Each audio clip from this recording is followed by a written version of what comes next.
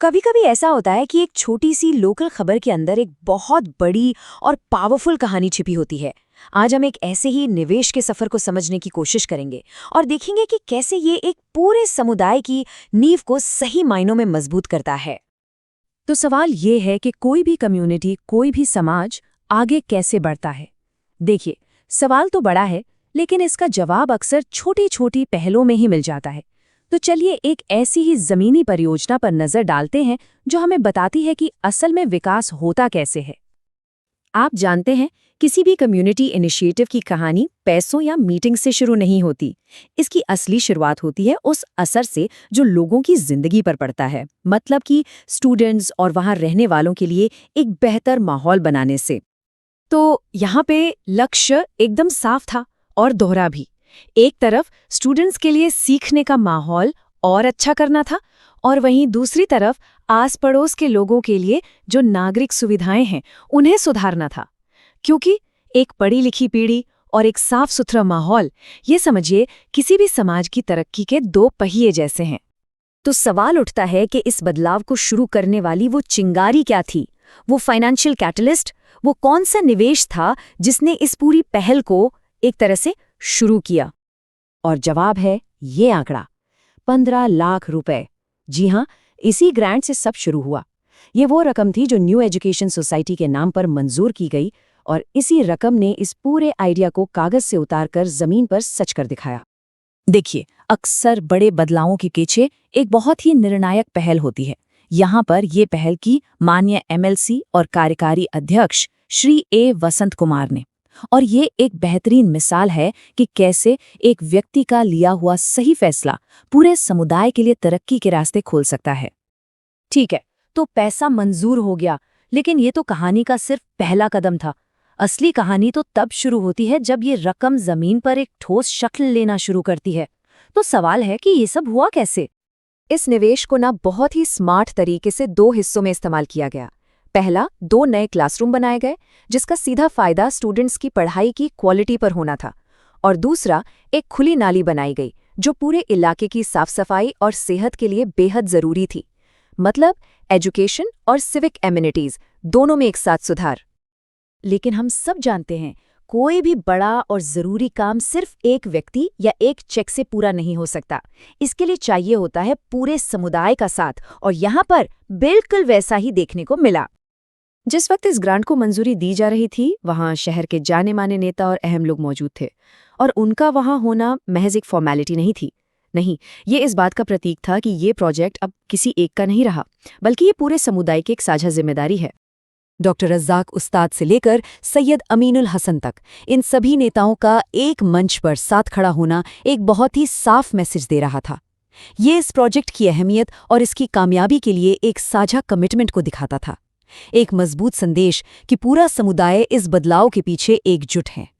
तो चलिए अब थोड़ा आगे का सोचते हैं। इन नए क्लासरूम्स और बेहतर सुविधाओं का आखिर लॉन्ग टर्म में क्या मतलब है? क्योंकि ये सिर्फ कोई कंस्ट्रक्शन का काम नहीं है, ये तो भविष्य के लिए एक निवेश है। तो आइए देखते हैं कि इस एक ग्रांट की लेगेसी यानी विरासत क्या है। ये जो ग्रांट है, ये सिर्फ एक बार की मदद बनकर नहीं रह जाती। ये अपने पीछे छात्रों और पूरे समुदाय के लिए एक स्थायी विरासत छोड़ जाती है। और ये इस बात का जीता जागता सबूत है कि कैसे एक छोटा लेकिन सोच समझकर किया गया लोकल इन्वेस्टमेंट आने वाली पीढ़ी के लिए मौकों के नए दरवाजे खोल सकता है और एक बेहतर भविष्य की नींव रख सकता है।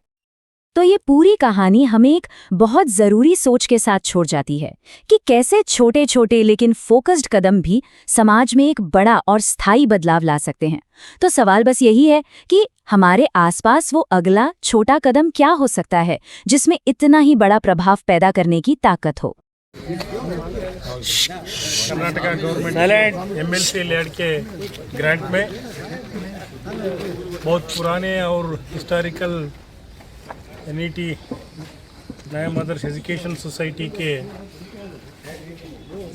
ये स्कूल कॉलेज बहुत पुराना है। इसका बेसिक कम्युनिटीज़ बहुत कम है यहाँ पे, और बच्चे भी बहुत जने पढ़ रहे हैं, और उनके वास्ते स्कूल रूम्स और बेसिक कम्युनिटीज़ प्रोवाइड करने का एक जवाबदारी हम सब के ऊपर है। इसलिए मैं ये साल के 25-26 के MLC ग्रांट में 15 लाख रुपए छोटा सा ग्रांट मैं पहले दे रहा हूँ। उसके बाद जो भी बड़ा काम है वो बिल्डिंग निकाल के नया बिल्डिंग बनाने का और बेसिक कम्युनिटीज़ प्रोवाइड करने के वास्ते मैं बड़ा ग्रांट देने के वास्ते कोशिश करूँगा। फ़िलहाल अब एक 15 लाख एक ड्रेन के वास्ते और एक 2 रूम का वास्ते वो कंप्लीट करने के वास्ते एक ग्रांट दिया हूँ। जल्दी से जल्दी ये काम शुरू करेंगे और इसका फ़ायदा बच्चों को यहाँ के सोसाइटी के सब मैनेजमेंट कमेटी अच्छे काम लेके बच्चों को अच्छा फैसिलिटीज़ देने के वास्ते मैं उनको गुजारिश कर रहा हूँ। और आगे भी मैं ये पहली बार ये मेरे नॉलेज में आए, नेक्स्ट ईयर ज़्यादा ग्रांट देंगे इसके स्कूल के। और मैं ये रिक्वेस्ट कर रहा हूँ मैनेजमेंट कमेटी को, यहाँ पे इंग्लिश मीडियम शुरू करो और BSc PUC साइंस भी शुरू करो बोल के मैं इनको रिक्वेस्ट कर रहा हूँ। उसके वास्ते क्या ग्रांट होना वो देने के लिए तैयार हूँ।